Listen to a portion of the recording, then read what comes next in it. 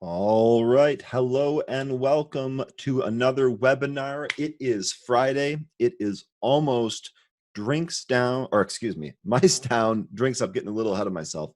Almost the weekend here, Super Bowl weekend coming up, and I am incredibly excited. We have a very, very special treat for you today. Today we have Andy Cole, the founder of Mighty Soldier Trades, who also happens to be a Benzinga Pro power user. And today we are going to be discussing how Andy actually uses Pro in his trading. I'm going to give you a little history about Andy. And we're also going to show you some of this stuff in Pro. So I've got Pro pulled up here. Let me go ahead. Andy, are you with us there? Go ahead. Yeah. All right. Awesome. So welcome. Thank you very much for being on. Thanks for having us, Ryan. This is awesome. Anytime. I think that the best thing that we should do to get started here is you should tell the users a little bit about yourself. Introduce yourself, what you do, and how you got started. Well, first, I'm Andy, and I'm founder of Mighty Soldiers Trades. I'm an Army veteran. I was watching 9/11 happen live on the TV as it happened, and then as the second plane came through, I decided that I had to do something for my community, my family. I had to step up. Previous to that, I wasn't really sure. I was wishy-washy on the whole Army thing, and they put me in the delayed entry program, which for me was horrible. I thought that this was going to take forever. It was actually mid-November, so it wasn't really that far after 9/11. But I got in there as soon as I could, and I'm from the Detroit area. And if you guys don't know, Benzinga has meetups in Detroit right now. What are they, like monthly, Ryan?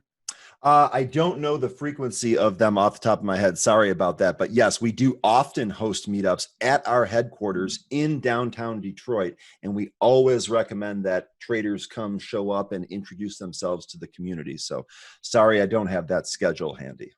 Anyways, to go back to the Army thing, I got hurt in the Army, and I'm not any like war hero or anything like that, guys. I got hurt stateside, and one of the biggest things that I had to deal with is I had to endure and deal with and help a lot of people through memorial services. I actually hosted a lot of memorial services during that time, and a lot of soldiers' wives and female soldiers' husbands that were really having tough times, and we would help them out just in any way we could. A lot of support back then, but I had orders to go to Iraq, and I was told that I could not don my mask due to coughing up blood. It was very disappointing for me. It still is kind of a bummer, but life goes on. I'm alive. I'm here. I'm blessed. I'm sleeping in a warm bed, and that's right. A lot more than a lot of people. And any day that you wake up is a good day in my book. So I just want to take this time to thank you very much for your service.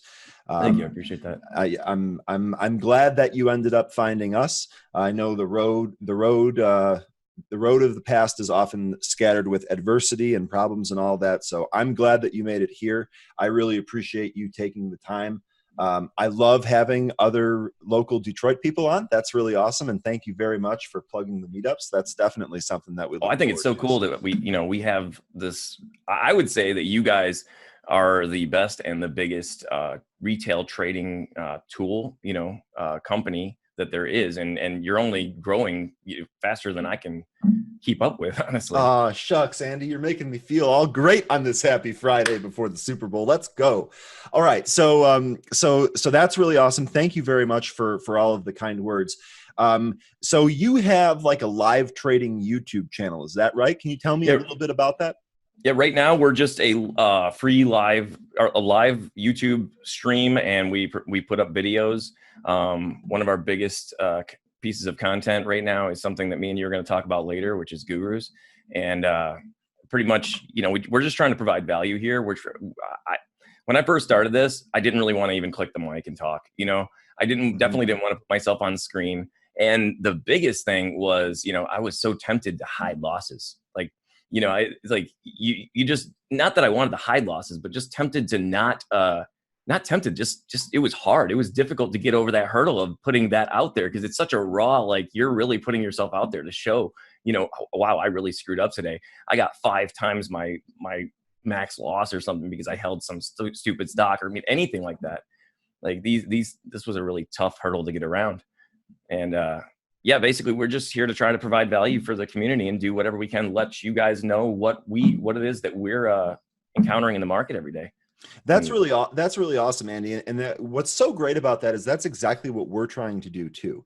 We're trying to, we are not the owners of this software, if you will. We are not the bosses. This software is for the users. It's for the people. That's why we're always asking about feedback. We're always asking for what we can do better, how we can do things better, what people are looking for, what improvements can be made, and all of that. So, you have a very, very similar vision to us. And I think that's one of the reasons why this works out so well.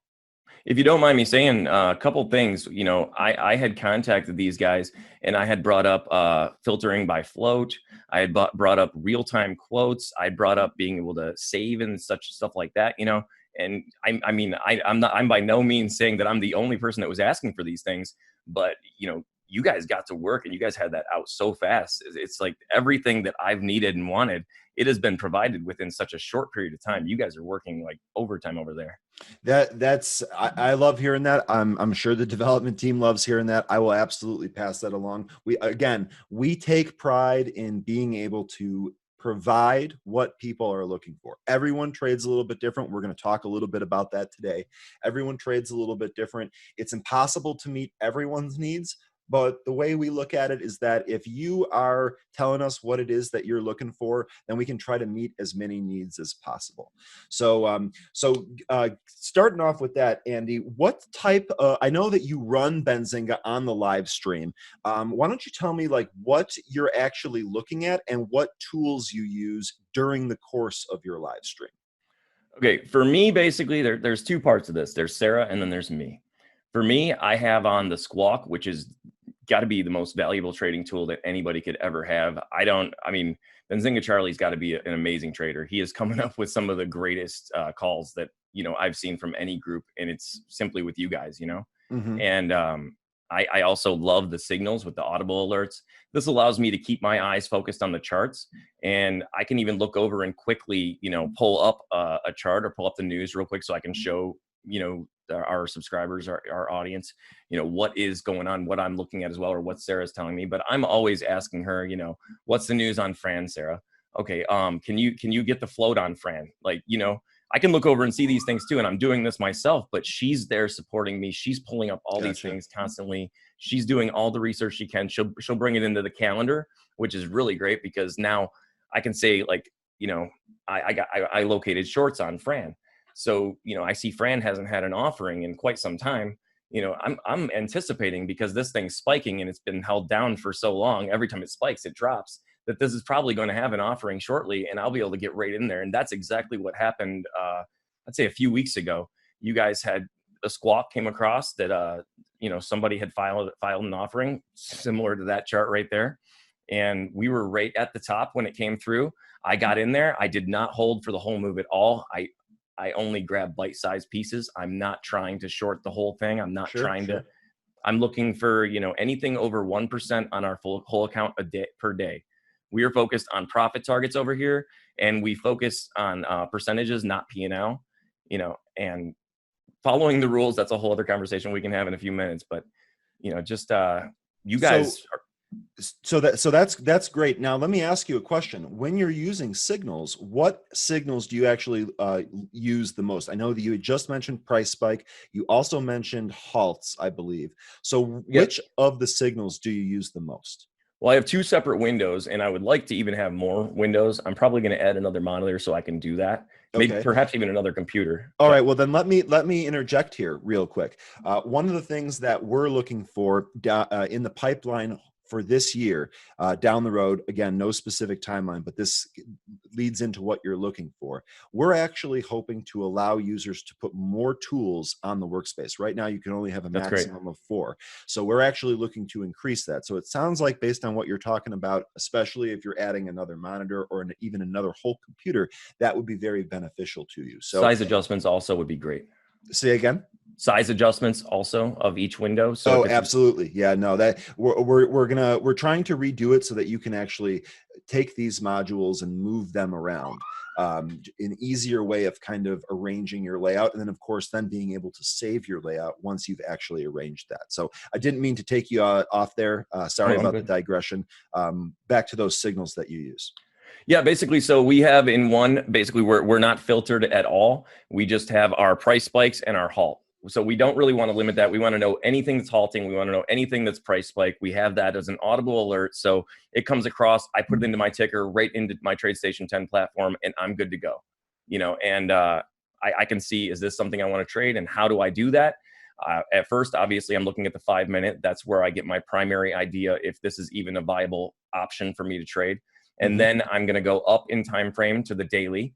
And I'm looking at, on the daily, I'm looking at something, obviously, if something has been trading down and it trades down every time it spikes. If you have a solid green candle, for example, candle with trends, or if you have a star in the sky, just a little daily star in the sky, that's a very, very uncomfortable situation when you get a 30-cent stock that's up to 970 and it's this little star in the sky on the daily, Yeah.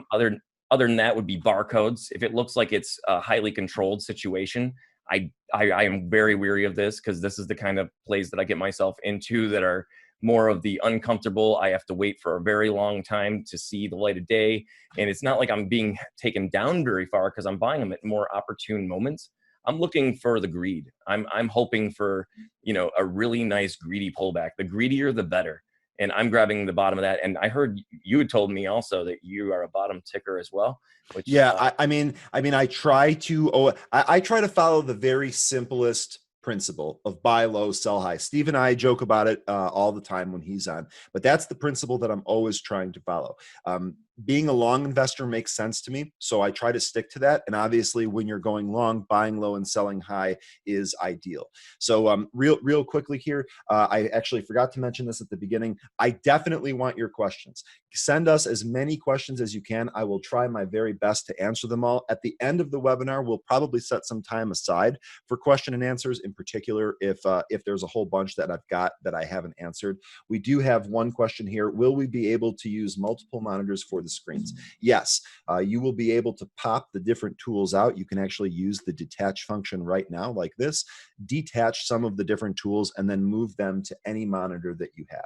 I actually am currently running 4 monitors right now, and I can very easily take this signals tool and move it over to the next monitor. So great question, Christy. Yes, you will absolutely be able to do that. Obviously, the more tools we allow into one workspace, meaning that if you have like a high resolution 4K screen, you might be able to fit 6 tools comfortably on there. So great question, Andy. Again, I'm sorry to interrupt and digress there. no problem. Please keep the questions coming. And if I miss them in the flow of the webinar, we'll try to get back to them at the end of the webinar. Well, as far as what you're saying right there, we do that right now. We in our pro platform, we go over to where it says, let's say, movers. Sorry for looking at my monitors to my left. Oh, here. you're totally fine. But we click new window rather than in workspace, and it will just pop out like you said. And then I will pull that over onto my main monitor. That way it's not obscuring anybody's vision on the stream.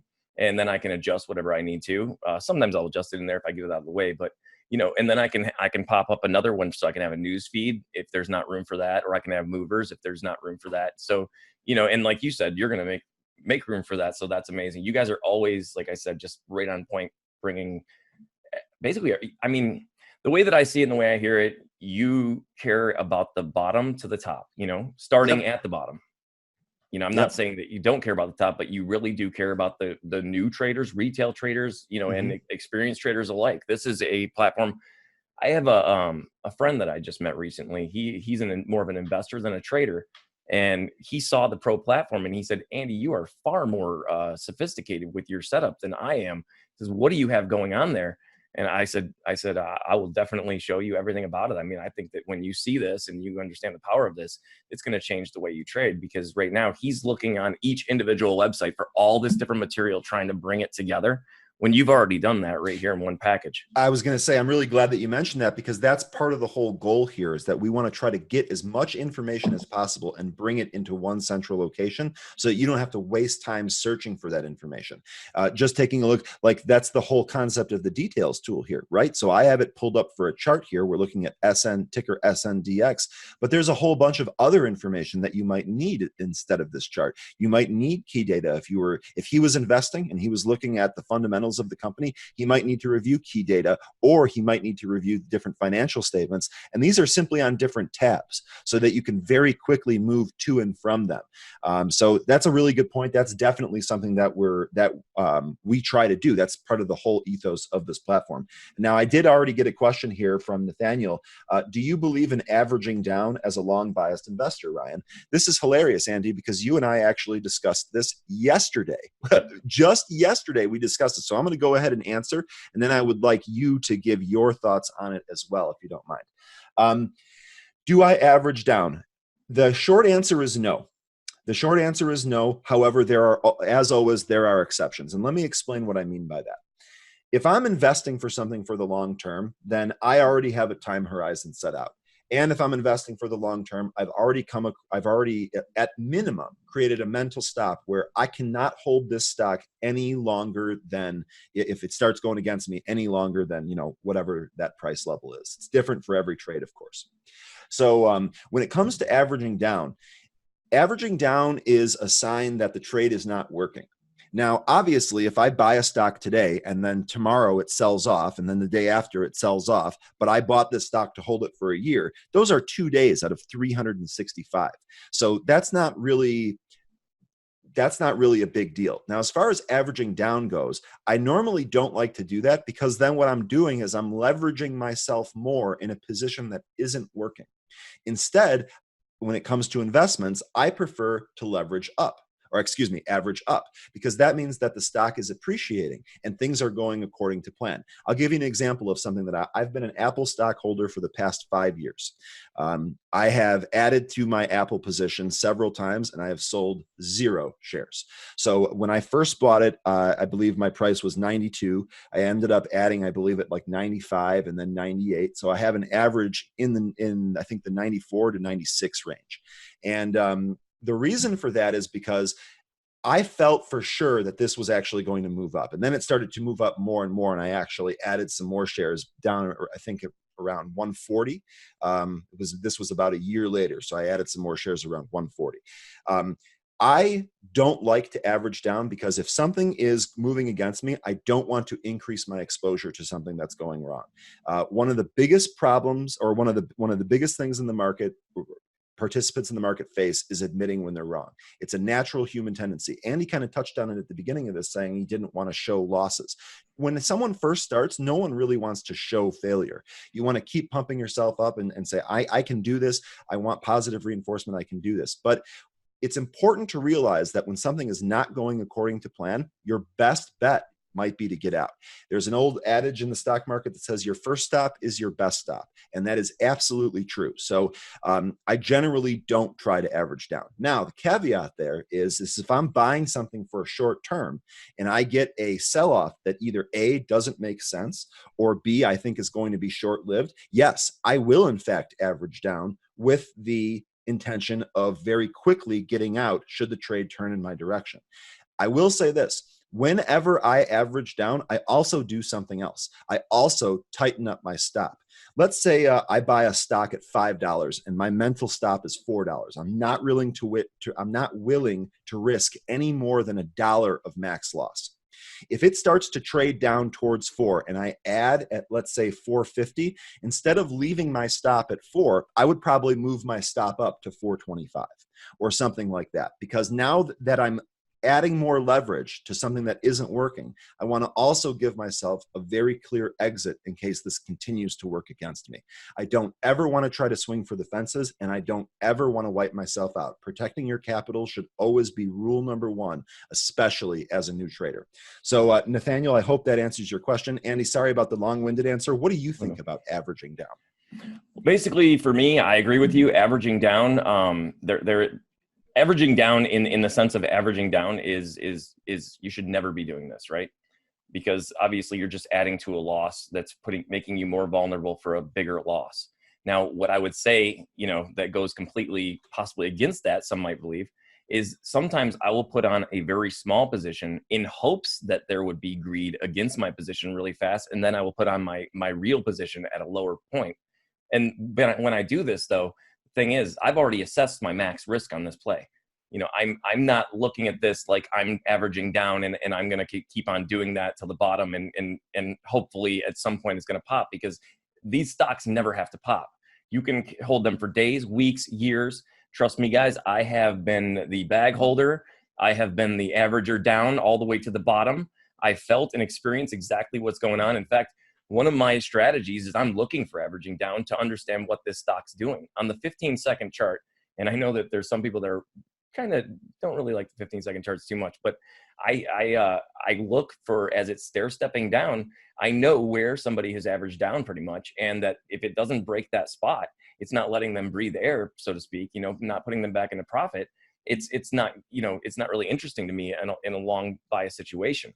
And that could be a reason to maybe go short the play, but that's a whole other situation. I require a lot more to go short on a stock than I do to go long. I believe you said the same thing, right, Ryan? Yeah. The only caveat there is that I actually don't short at all. I never short equity. If I'm going to play for the downside, I actually buy puts. So that would be the only caveat, but absolutely. Yeah. So, I mean, as far as averaging down, it's not recommended. And, for rules, if it breaks a chart pattern, my rules are that. So, okay, first, I don't want to be a hypocrite. I don't want to say that I'm perfect and obey these rules completely to the T all the time. It is very hard as a trader to do this, but pretty much, anyways, if you can take it for a second, right? Yeah, absolutely. So I actually will take one of the questions that's in here. So quick question from Stefan. Is it a possibility to change the time within Benzinga, or do I have to change the time on my computer? This is a great question. The time in Pro is going to default to your computer's time, with the exception of the calendar, which will always show you Eastern time. It is in our development pipeline to add a setting so that you can actually change Pro to any time zone that you'd like. So that is coming. It's not available right now. The only option you have is to have it default to your computer's time, but that option will be coming. We definitely heard from our folks across the pond, so to speak. They definitely want the ability to change the time setting in Pro, and that will be coming. Steve also asked, do you use time and sales? So yes, I do. For the most part, I actually do swing trading or intermediate trading or investing. So I'm not the biggest day trader out there, but occasionally I will day trade. I actually tried to play Intellisat the other day. I bought some shares that had the huge downdraft. I was like, oh boy, this is trouble. I'm near my stop already. I actually averaged down, bought some shares, and then on the spike back up, I actually exited there. And my entire plan by doing that was to say, okay, if this is going to go against me, then I'm going to try to play for a very quick bounce and at least give myself some more leeway. Well, it turns out that Intellisat continued to sell off, and eventually I just actually closed my trade out for a loss. I believe that was a 2% loss on the capital. So it wasn't terrible, but it certainly didn't work. I definitely took my lump in that particular time. But in that example, I actually used the time and sales. As I was seeing that sell off and I saw some buying volume come in, I was like, okay, I'll pick up a little here and I'll see if I can sell it on any type of bounce. The bounce came. It was very short-lived and it was not an aggressive bounce. I got out, made a little bit of cash, felt pretty good to hold the stock a little bit longer. And sure enough, the stock continued to sell off. So again, that's another reason why averaging down, if you're going to do it, be very, very careful and have a lot of your guidelines set ahead of time, because you don't want to get into a position where you were down X amount of percent and now you're down even more because you added on top of that and the stock is still going against you. So hope that answers your Ryan, question. Yeah. If you don't mind, I'll talk about the time and sales real quick, and then I'll get to that last question from, I believe, Arthur there. Absolutely. But basically, time and sales for me, that is where I find the momentum that I need for the play. I need to see how much is flipping through that time and sales to know if this is a good moment to get in or not. I need to know how much control it has. Like we were talking about before, I'm also looking for the halt monitor, to, whatever you want in signals to halt. scanner and signals to pop up, so if there's a stock halted, I'm putting in automatically to my charts, instantly to my charts rather. So, and I was telling you that, when you see a wall right above it, a large wall growing and a large wall right below it, and it starts to, it's ever growing wall and it's going down, it's ever growing, and it just consistently is like 26,000, then 300,000. Maybe it just stays within that range and it's just eating it and flipping through. That's going to be a halt. I call these halts all the time. Just all of a sudden, there we go. We got a halt on this coming through the audible alerts here. And that's really impressive too, because I'm not, and this is exactly what I talk about everyone trading a little bit differently. I actually do trade some halts. I will day trade stocks that are coming out of halts, but I do not have nearly the ability that you do in the order to predict them. That's so cool that you've actually found indicators where you're like, oh, I think that this is going to halt here, and now you're able to take advantage of that. That's excellent. Yeah, well, the thing is it lets me know, and I've been able to actually get out of the rate when it's halting, because it's bouncing between those within 1 penny, and you see the ever-growing walls, and you just by chance might get filled within that huge number. So you might be able to get out right at the end before the halt actually comes through, and that's very beneficial, because a lot of these, as okay, I got into a situation, I can't remember which one it was. I can't remember the stock right now, but it had halted. It halted news pending. It was halted for like 3 or 4 days, and you got to imagine your money's locked up in jail for 3 or 4 days. Your capital is, you cannot use that. And when it come out of the halt, it opened up 80% down. And at this time, I was using, I think, I don't know, maybe upwards of like 15 to 25% of my account on that one trade, at that particular moment for that particular account anyways. And that was horrible, If I would have held that after it came out of the halt, I probably could have recovered some of that, but there's just no reason to hold any of these. There's no guarantee it's going to bounce. And, and that can make for some awful sleepless nights. Let me tell you, it could really, and we're going to talk about that in a little bit here too. Trader emotion, and how you deal with adversity absolutely affects everything that you do throughout the course of a trading day. So real quickly, let me catch up on some of these questions here. The 15-second one, Ryan, I'm sorry? The 15-second one, if you don't mind. No, not at all. No, I actually did mean the 15-second. When I pull up any of my trades from, I use the TradeStation 10 platform. They have 1 tick. They have 15-second. I believe they have 30-second. I find 15-second is a really amazing chart to add to your intraday, especially scalp trading, because you can see the new resistance forming as it's coming through. The same chart patterns you see on the bigger, the daily and all that, these actually do come in to take, you can trade off of these on the 15-second. Now, I would never just trade off the 15-second. I'm obviously looking primarily at the 5-minute, the 15-minute, and, the daily is my overall as to what this really is, if I'm going to even mess with that at all. But I did mean 15-second. 15-second is really great for that. And another thing I'd like people to know is, if you do try this and you are intraday and you're particularly very short term on your trades, which we want to get in and out and be done, just relax, not have all that stress, like you're saying, sleep at night. But the 65 EMA on the 15-second is just about the most reliable moving average support and resistance that I have ever found. Now, I understand, I'm guessing that you can probably find something like this with the 1 minute and see somewhat of what I'm seeing here, but it really doesn't do the full trick. Absolutely. And so I'm actually glad that you mentioned that. Let me get back to that in a sec. I just want to finish off a couple of these questions here. Filtering by float is available on movers, but not on the newsfeed. Are there plans to add this feature to the newsfeed? Yes, there is, and that should be coming soon. We're actually calling that the advanced newsfeed filtering. Not only will you be able to filter it by float, but you'll also be able to filter it by price, market cap, and the goal is to be able to filter it by any variable that you see in the screener. So that is coming. I don't have an exact day for you, but stay tuned. That will be coming. It's a huge point of emphasis for us right now. Will this webinar be available to review later? Yes, it will. We will be posting this on the help site for all Benzinga Pro users to view at their leisure whenever they want. Andy, do you know if you're going to be posting this on your YouTube channel channel, you're certainly welcome to. I would absolutely, yes. Okay, so you will be able to get it at both of those spots, both on the, and I believe we'll also post it to the Benzinga YouTube. So Benzinga YouTube, Mighty Soldiers YouTube, and the Benzinga help site. The webinar will be available later today after it's been edited and rendered. So just as soon as I edit out all the worst parts with me and leave all the worst parts of you, Ryan, that's when we'll post it on our YouTube. Fair enough.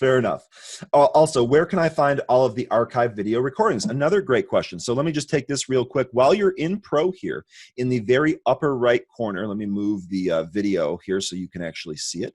In the very upper right corner is a little question mark inside of a circle called Help. And if you click on that, it will bring you the Help menu. You can click on Visit Help Site from the Help menu. That will load up the Help Site in the browser. In here, you can view the tutorial videos, the past webinars. This is where today's webinar will be later on when we get it uploaded. It'll be in the past webinar section. And we also have pro tip features and pro tip videos. Pro tip videos are designed to be shorter so that you can get the information you want quickly. And then also, don't forget, Big Beats watch lists are all the way at the bottom. Those are very, very popular. You're very welcome. So let me go back over here to Pro. One of the other things that I wanted to talk about when it comes to, and sorry, I was just playing around with some of the indicators here. When we're, just to go back to like the Apple trade that I was giving you, and then also the example of averaging down.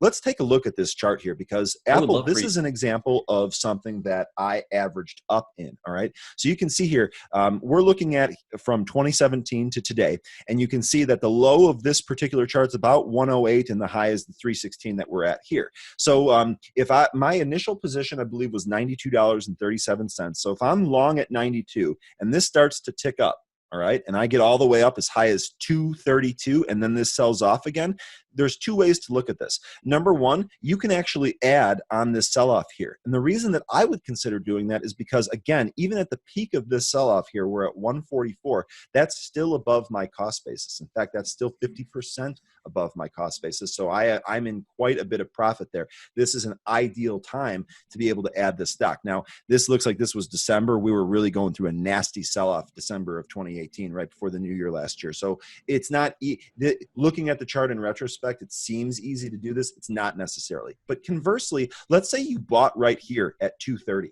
all right? And then the stock sold all the way off to 140. You're down almost 100 points. Is this, unless you believed in the long-term vision of this, which I did and still do, unless you believe in the long-term vision of this, this is not something that would necessarily be safe to add in. You're already down 100 points from your entry. You don't have the benefit of seeing what this stock is going to do over the course of the next year. So really what this comes down to is your confidence and your belief in this particular trade. For me, I believe Apple is a monster. When I say monster, I mean that in a good way. Got that right. They create amazing products. People love them, use them, upgrade them. The business is great. And they're also very socially aware, which in today's market is something that's very important to some investors. So this would have been an opportunity where I absolutely would have added on this sellback. In fact, I believe I did. However, if you opened your trade up here in the 220s or the 230s, maybe you don't want to do this. Now, had you have, of course, hindsight's always 20/20. Had you have added there, you could have averaged down and this thing took off and you'd have had even more profit. So that's what lures people in. That's the siren song, if you will. Conversely, let me see if I can find a different chart. Let me see if I can. I wanted to see if. Real quick on that Apple one. Yeah, go ahead. We had bought and we had cut our losses rather quick on that, and then we totally missed the bottom and never really got to get back in at that point. But yeah, I mean, I just felt a lot better just getting out and cutting those losses, and like you said, being able to sleep at night. Yeah, that's a huge thing. Being able to deal with the emotional stress and just the emotions of trading in general. That's a huge part. And I guess this is a good segue to go into this.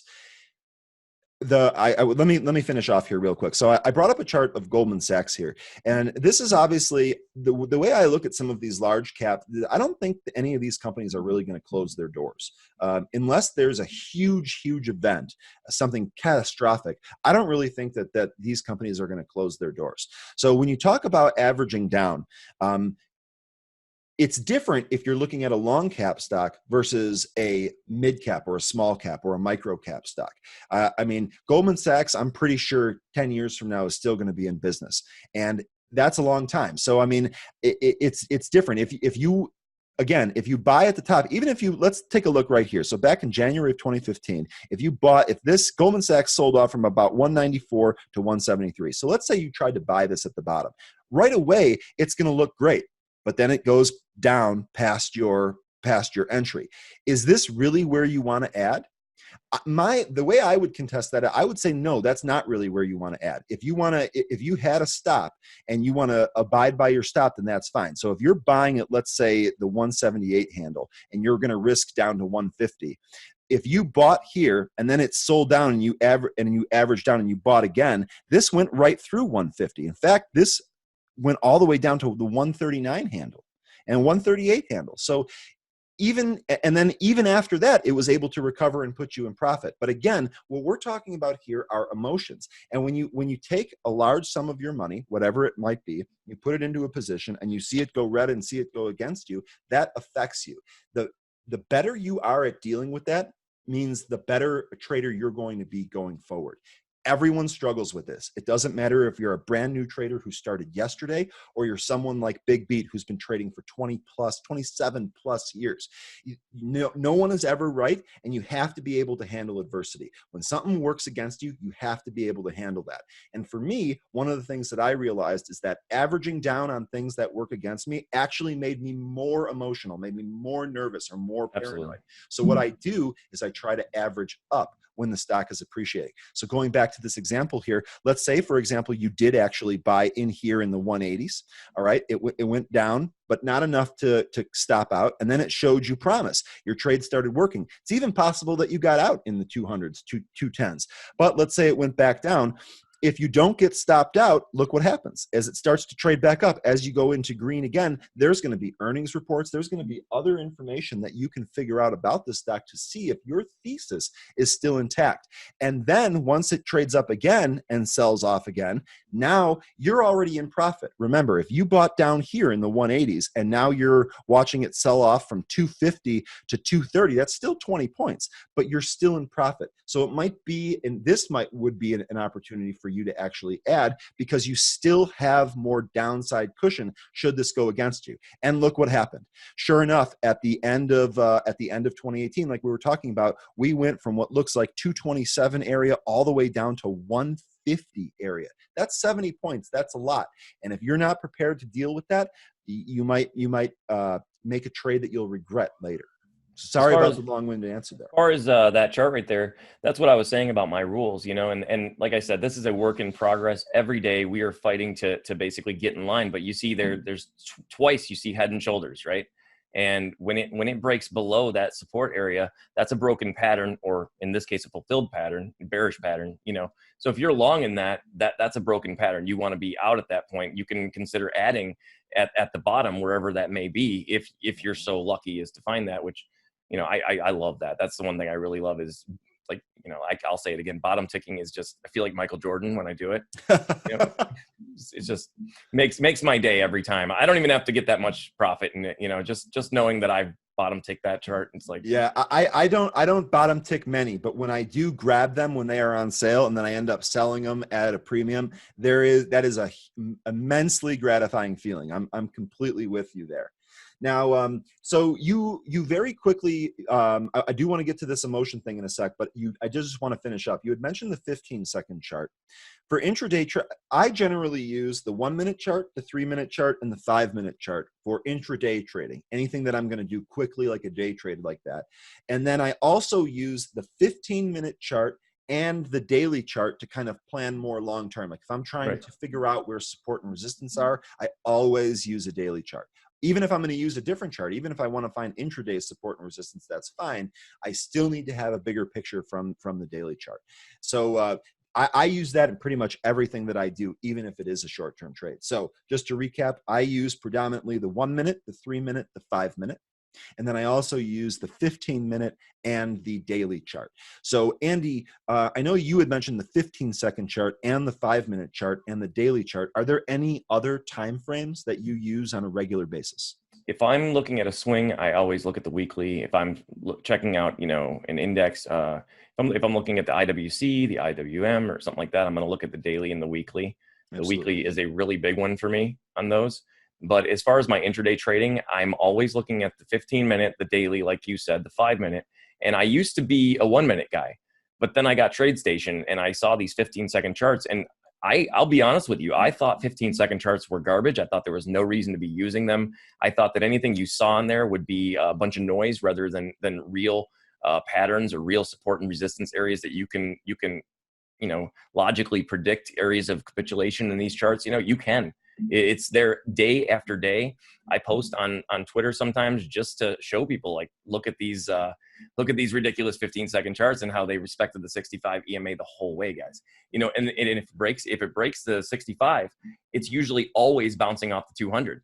So you can almost always get a really quick scalp off the 200, even if it is going to continue past down further through the 200-day. It usually always reliably bounces at the 200.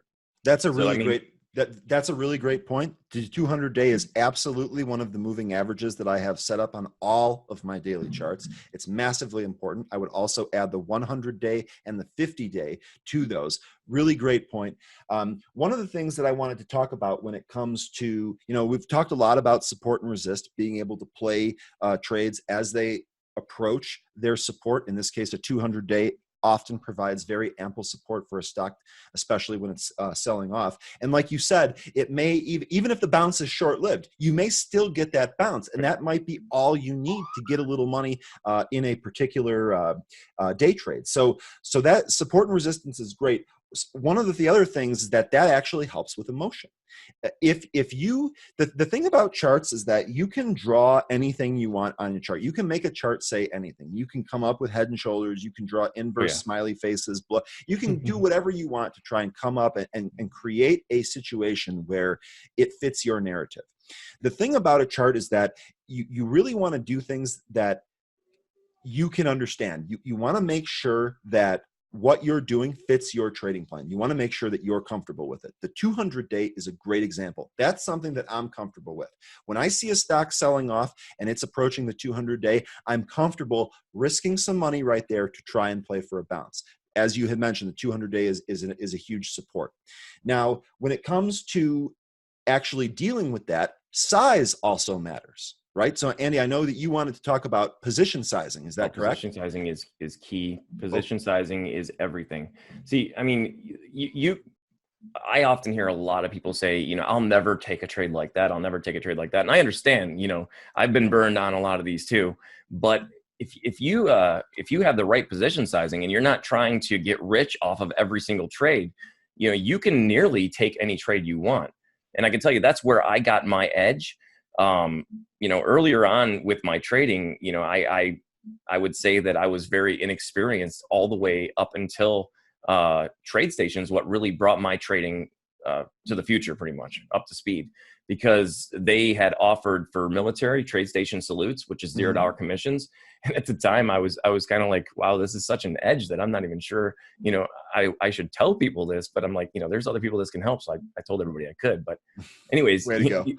It's like, at first though, it's just like, I'm doing something that was not available at the time. And this $0 commission world has changed everything. You don't get into, the fastest car on the market when you're a new driver and just floor it and go through the garage, That's right. You take it and it's slow and easy as you can. So if you start with very small position sizing, like I hear people paper trading all the time. Paper trading is going to be great for learning your platform. Obviously, you can probably confirm this. Order execution errors are just about the number one way to lose money when you're trading. Maybe your platform even freezing sometimes. I hear a lot of platforms freezing. And it can be as simple as I meant to put in a limit order and I put in a market order and I ended up not getting the price that I thought that I was going to get. So, I mean, that's huge. And being able to practice that and know exactly what you're doing and have confidence in what you're doing before you actually start for real, that is very, very beneficial. But Andy, I completely agree with you. Paper trading, if you're trying to buy 10,000 shares, your fills on paper trading are not real. To fill 10,000 shares, even if it's something liquid, is going to be different than filling 10,000 shares in a paper trading environment. And you don't even need big numbers like 10,000 shares. any shares. Remember, if a price, if in a paper account, if a stock is priced at 25.25 and you have your order in for 25.25, you're going to get filled. In the real world, if there wasn't enough volume to fill your order, you may get a partial fill or no fill at all. So paper trading definitely has its place. Try not to rely on that too much. One of the things when we're talking about position sizing I wanted to show is an example here on this chart. Here's an example of Acceleron Pharma, which looks like it popped from 52 all the way to 78 on enormous volume back on January 28th. I'd actually have to pull up the news. I'm not sure what happened here. But basically, this would be, if you, let's say, for example, you don't know off the top of your head, do you, what happened on January 28th? No, not on this one, no. Okay, no problem. I can actually go look that up. Oh, hold on. Acceleron, yes. Yeah, Acceleron. So they had phase 2 primary and secondary endpoints. Okay, there we go. And it also looks like had some analyst rating changes that gave it lofty price targets. Okay, So perfect. So there's an example of I didn't know why the stock popped within 5 seconds. Within 5 seconds, we were able to figure it out. I tried to put my order in short on that one. It had ticked to 105 on the ask, and it had 101 on the ask, but it didn't tick. It displayed on the ask. Anyways, I tried to get short at 105 and 101, but it never actually ticked above 100, I believe. So I didn't get my fill on that one. And then once it pulled back, I said, I don't know what this is going to do after this. It's no longer a viable option for a short. It would have been a great short, but it's just not, if I miss a trade, it's just move on. Don't dwell on it. I'm with you there. There's always opportunity. There's always opportunity around the corner. And so let me come up with a hypothetical situation to illustrate position sizing using this example. This stock has a huge pot. There's a huge gap here. So what you're talking about with the whole short thing, this gap, there's a tendency for this gap to at least try and get filled. So I totally understand this stock pops here. We're not, I'm not a bio trader, so I'm not necessarily sure on that endpoint or what that phase 2 study or whatever that was. Yeah, this was after hours. It came through the news. Yeah. And that's why you're seeing it on the daily like that. But this is the daily, right? Yeah, this one's the daily. So here's the thing. So if you were going to take this and you were thinking, I might swing this long, maybe these trial results are very positive. Maybe this company has something planned that sounds great. Remember, one of those, if we go back to the news feed here, one of these analyst firms, Piper Sandler, gave this a price target of 135. Credit Suisse gave this a price target of 99. So if you were back here on the chart and we're looking at that and we're thinking, boy, this thing popped and closed what looks like it closed $79 here on the 28th. All right. And you're thinking, boy, $99, 135, there's definitely more room here for this to go. You might be right. When you're up this much, the other tendency, the other guy on your other shoulder might be saying, but this might fall. This might be a short. Potential gap fill here. And the way that you can actually play this is lower your position sizing a little bit. Scale back on how much that you would put into this trade. If you were going to go long, maybe buy half your position. That way, if it sells off, A, you're not down as much. B, depending on what the reason for the sell-off is, you may want to add. We just talked about averaging down. That may be a part of your plan. It may not be a part of your plan. And then if it does what it does here, where it looks like it took off, went from the 79 handle, we're trading in the 90s today. So even if you had a half a position on, you're at least able to capture some of that gain and you didn't risk as much going forward. It might be easier for you to hold this trade because you simply don't have as much risk on the line. So when it comes to position sizing, it can work in both directions. It can work if you're short. It can work if you're long. It's always, always important. And it's absolutely something that you want to work on and keep track of every single day. Andy, you said it's the most important thing for you, right? I absolutely, because like I said, I got stuck in a halt that opened 80% down. You imagine if I would have had 100% of my account in there or some huge amount, that would have been a bad day. I'm sure you probably remember MTSL also. All day MTSL had rose to huge numbers. I mean, this was quite a while back, so I'm not sure what you're going to get here, but yeah, I believe it might be right there. I think this is it, July of 18. Yeah, anyways, either way, this thing was just a monster all day long, and it just kept on growing and growing. And then all of a sudden, in a split second, it could have been an offering. Probably that's why you need Benzinga Pro, guys. This calendar is amazing. But if I would have had if I would have been looking at that then, I probably would have been more prepared. I did not get destroyed on that. I got out, but still, it just dumped all the way to the ground, all the way to the open within like a couple seconds. It was obliteration of everybody. This thing looked like it was going to beast out for weeks, days. It was going to BPTH, if you remember that one, $72. Yep. Oh yeah. In the same thing, like all these trades, if you're in Pennyland especially, you might as well just keep it in your mind, no matter what the news is, no matter what, you're trading garbage. I mean, it may not be a garbage company. The company might do great things, but the way these things trade, and there's a lot of working parts that you have to consider, I actually tried to pull up one here that I remember. It's OTC now, so it's not part of the library here. But yeah, that I was trying to pull up Elfin. I was trying to pull up Longfin stock that went from like 13 to like 70 in the course of a day. And it's like, even if you want to trade that based on the technicals, even if you want to trade that, how do you enter a stock that was $11 2 days ago, and today it's $40? How do you enter that and feel good about that? The only way that you can really do that and handle your emotions, lower your size a little bit so that you're not putting all of your account in there. Chances are that this is going to be volatile. There's going to be more movement ahead. So it's a tough thing to do. Battling emotions is something that you will do every day. Position sizing, definitely one way to keep that under control here. Well, one thing I would say, if I could throw this in here real quick. Absolutely. When I wake up in the morning, I want to drink a big glass of water, maybe a couple. I want to crank the shower on ice cold. I want to do whatever I can, do some pull-ups, some push-ups, jog in place. I don't know, whatever, take a walk, brisk walk, anything. Get the blood pumping, get myself to where I'm actually able to focus on what I'm doing, not just come right out of bed, and I'm all foggy and I'm feeling like garbage. And because then, that, like I told you, the audience doesn't know this, or perhaps they do. Some people that are in my stream, my beginning of my losing streak, I've actually lost like 5 times within the last 4 weeks or so.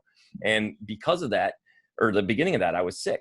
I came to the desk. I was sick. I decided to go ahead and take the trade anyways.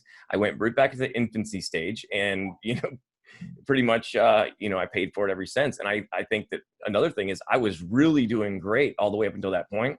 So that's like, when you're up on your winners, everybody says this, that is your most vulnerable point. When you're doing really good, when you're flying high, when you're just knocking, I was hitting 14% months, 10% months, no problem, easily. And then all of a sudden, boom, it's just, so if you're, and another thing, beginning traders and a lot of traders, they're focused on getting rich. They think somehow day trading is just for getting rich.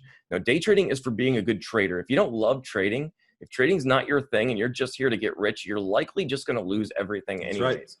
That's right. We're here because we love this. This is in us. We couldn't stop if we tried. I believe I can speak for you on that one as well. You're speaking for me 100% accurately. The thing is that it's not, if this were easy, everyone would be doing it. So you really do have to like it. And the other thing is that I've never talked to a trader, or excuse me, let me phrase that a different way. Every trader that I've talked to, almost all of them, they've said their biggest lesson came on a loss. Winning feels great. Getting more money feels great. But getting to that point is sometimes difficult. And you often learn your best lessons on a loss. What were you going to say there, Andy? I'm sorry. I was just agreeing with you. Losing is what makes you a better trader. Absolutely. We meditate on our losses every time. I mean, I would get a big loss, and me and Sarah, we'd go walk a trail or go to the lake or whatever. And the whole time we're sitting there saying, going over, okay, what did we see on that trade? What did we not obey as far as our rules? What was really going on with the news? What did we miss? Just anything we can go over. And we would come back to the charts later that night, come back to the news feeds, come back, like you said, to we can go to the calendars and just see what was it that we were missing on that, so we can make sure we're not going to miss that next time. And I'll be honest with you, when I started with Benzinga, I didn't fully understand, even though it's so simple, I didn't understand the power in this platform and everything that it had to offer. And, the more that I took a loss here, I find that, wow, you guys have the answer to this. You have the answer to this. And so what I was doing while we were talking about that is I actually pulled up the movers tool because I want to get an idea of something that's moving, and I shifted it to losers. And I found NTech here. This is actually a stock that I've traded years ago. And this met a lot of the criteria, a lot of the things that we just talked about. So first of all, I clicked on it. Benzinga Pro is telling us why it's down 35% today. It's saying Intech pharma shares are trading lower after the company announced that common stock offering. Hey, how about that? Didn't we just talk about offerings? All right. And so looking, then what I did is I actually clicked on it. It loaded it here in the chart. And now I'm taking a look at the chart and I'm thinking about how I would have traded this if I was watching this live. So number one here, we have a huge gap down. Looks like we gapped down from 290s to 51 cents. So I'm not quite sure what happened there. Looks like there was a lot of buying too. That's probably trying to catch it for a bounce. So I can see why someone would do this. And if you did buy this here at what, 57 cents, looks like over the course of a month or two, couple months here, you could have actually got all the way back up to $1.50. You could have done 200% gain on your particular trade. But look what ended up happening. It tried to test this gap. It actually didn't fill the entire gap. And now not everything has to happen. All right. So just because this stock went lower and then started to turn back up doesn't mean that this gap for sure is going to get filled. And look what happened. It actually sold back off. Wasn't much interest in it, and now here again we have another offering here. So this is a great example. This kind of brought all the things that we talked about together and can show you what some of the problems can be. In this particular case, this might have made a decent bounce trade, but at the same time, obviously there's something going on here. We have another offering today. This thing just looks like it's down, just an absolute bloodbath here. So, but you can gain all of this information using Benzinga Pro. Ryan, I have a question over here that it gets me pretty excited. Yep. And I would love to answer this. How are the fills at TradeStation? The fills at TradeStation are above anything I've ever seen. I'm not even saying this. I love TradeStation. The fills are super awesome.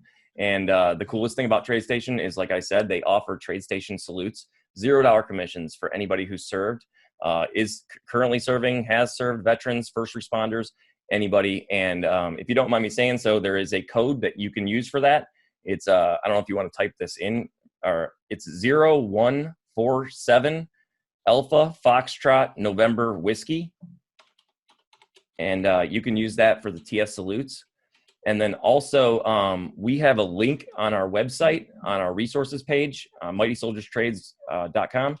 And you can go ahead and click if you're a civilian, and they'll give you, we're a member of their rebate program. They'll give you, I believe, 20% of up to $1,000. You'll have to ask them for the exact details on that, but you will get rebates on your commissions on that. I would say you would surely not regret going with TradeStation. TradeStation has taken care of us so well, and just there's so much more. And honestly, to go along with Benzinga, we have our hot lists over there that are also bringing us trades, and we're confirming it with Benzinga and TradeStation combined. So that is really amazing. And I'm a big fan of anybody that looks after our military, both current and former. That's great. Thank you very much for sharing that. I really appreciate that. If you don't mind, also, TrendSpider has also done the same exact thing. I contacted the CEO, Dan, and he immediately said, absolutely, we will provide a coupon code for military and active duty. And, so I just thought that was amazing. They were willing to show their appreciation, and you could email me at mightysoldierstrades@gmail.com, and I can get you that coupon code for them as well. Awesome. And my thing is I'm at the front lines because these guys don't ask for anything, And I came out of the military in a time when I had somebody coming up and paying for my gas. I had free meals on Veterans Day and stuff. And a lot of these guys, they didn't have that. They had a totally different situation. And anything that I can do, because like I said, I know they'll never ask. They're not going to. There's just not the kind of people that we're talking about here. So I'm willing to do that. And just the fact that so many people in the trading community, when I first came around, didn't seem like anybody was really you guys took care of me when I first contacted you. You guys have always taken care of me. But, that's a big thing for us. We like to take care of people that want to learn, and we don't care about your skill level. It doesn't matter if you're a new trader, old trader. We also definitely like to recognize our service members, both current and past. So that's all great, and I'm glad that you felt like we took you in and we actually helped you out. That makes me feel real good. So thank you very much again. I'm guessing that you wouldn't even want me to tell how great you guys take care of me. Well, no, I mean, I like I said, I do like, we are running out of time here, so I did want to cover a couple more things here. Again, if you have any questions, feel free to ask. Real quickly, I know we've been looking at a lot of charts today. We've been discussing, emotions, rules, trading plans, different situations. Real quick, what type of chart formations or setups do you really like? I know that you had mentioned bull flags to me before. We obviously talked about pullbacks a little bit today. So just if you don't mind, tell me a little bit more about some of the chart formations and different setups that you actually trade. Well, pretty much, as I'd said about the halts, being able to become attuned to when a stock's going to halt before it even halts, that has been the same case with a lot of different, with the price action in general, just with the time and sales, with the level 2, looking at the trade matrix, trade ladder, and just the chart and seeing how these things are trading. And what I'm looking for, what I really like, I like to find greed. Like I said, I like a hefty, nice pullback. But I'm also looking for predictable areas of consolidation. I'm looking for areas like I said, it will bounce at the 65 EMA. So I'm going to want to take that trade if it is holding the 65 EMA. And then if it's holding 65 EMA as resistance, I'm not interested in that. If it's a bull pennant, bull flag, there's a consolidation point up there. And when you're looking at the overall chart, these things may look rather small. They may look like, why would you even waste your time going after that? But I'm talking about a 5 and 15%, 3% trade, something that's easily getting me to my 1% profit target on my entire account every day. I mean, I post my numbers on Twitter, and you'll see that I may have like some days that's 25% of my daily profit target, but then I have other days it's 300, 400% of my daily profit target. But see, you said something really important there. That's kind of the overarching thing of what we're talking about today. You followed your plan. Your plan is not to try to catch home runs and to try to catch these screamers and all this. Your plan is to try and you want to make 1% of your account per day. You want to do this in a slow and steady way. You want to hit singles. And guess what? When you are trying to hit singles and you're trying to be consistent on a daily basis, eventually you're going to hit some home runs in there. And one of the traders that I followed on Twitter, I didn't ask it for permission, so I'm not going to name names right here. But one of the traders that I followed said something that has stayed with me for my entire trading career. You only need to get rich once. So don't blow it trying to, do it overnight.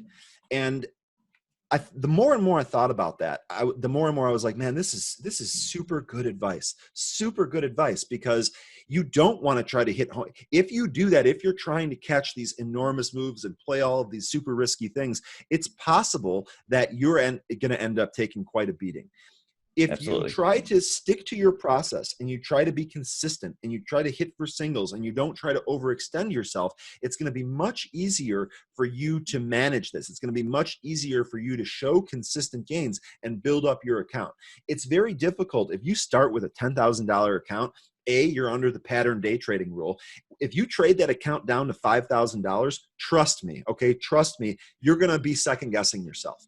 If you, trade that down to like 9,000 and then incrementally work that back up, you're going to feel as if you've accomplished something, because you did accomplish something. You were able to use risk management in a way that was and handle adversity to the point where you're in profit.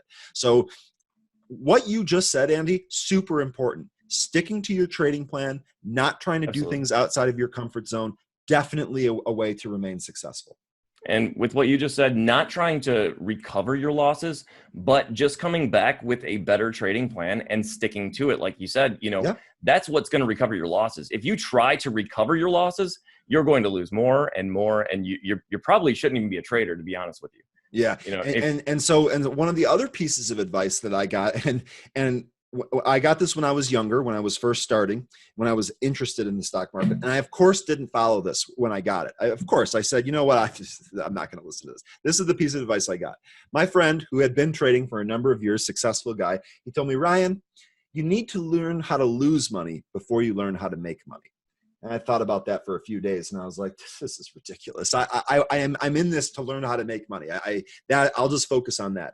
Well, it turns out that if you actually learn how to lose successfully without blowing yourself up and being able to handle this adversity, winning is going to be so much easier. And that was a lesson that I actually learned the hard way. The whole leveraging down came from this. My worst trade in my career was on a biotech that I just believed the story. I believed the story, and it kept trading down, and I kept adding, and I believed and I believed and I believed, and it just didn't work out. And what I really needed at that time was I needed to learn how to stick to my trading plan. I needed to learn how to lose the small amount of money, lose the $300 so that you don't lose the $3,000 or whatever the value is, whatever percent it is. And once I learned that lesson, it was much easier. Now, if I'm shooting, if my target is I'd like to make $500 on this day trade, I'd like to make $1,000 on this day trade. If I lose 200 or 300, that's not the end of the world. I can get that back. However, if I'm really trying to get this $500 or $1,000 and I'm sticking with something that's not working and I end up having to sell at a loss for minus $2,000, now I'm even further back from where I was. So learning how to take those little losses so that you don't wipe yourself out, hugely important. I mean, we have so much to talk about. Gurus, resistance breaks and spreads, what you just spoke of there with taking losses and how hard it is to let go of losses under certain situations. Ryan, I mean, there's tons. Now I will say that we are over 5 minutes here. We're over by 5 minutes on our webinar today. I want to be respectful of everyone's time. Andy, you just alluded to it. We've got a lot more to cover. Let me ask you here live, would you be opposed to coming back sometime? Absolutely. We would be honored. You'd be honored to come back. Okay, so great. So we will have to do this again. I will have to set this up again. I really appreciate all of the questions in chat today. Andy, I, of course, appreciate you giving us your time and spending some time with us today talking about your trading strategy. I wish you and Sarah the best of luck going forward. I cannot wait to have you back. We've got a whole lot more to cover. Again, thank you, everyone. Thank you, Andy. And remember, until next time, happy trading. Thanks for having us, Ryan. You're welcome.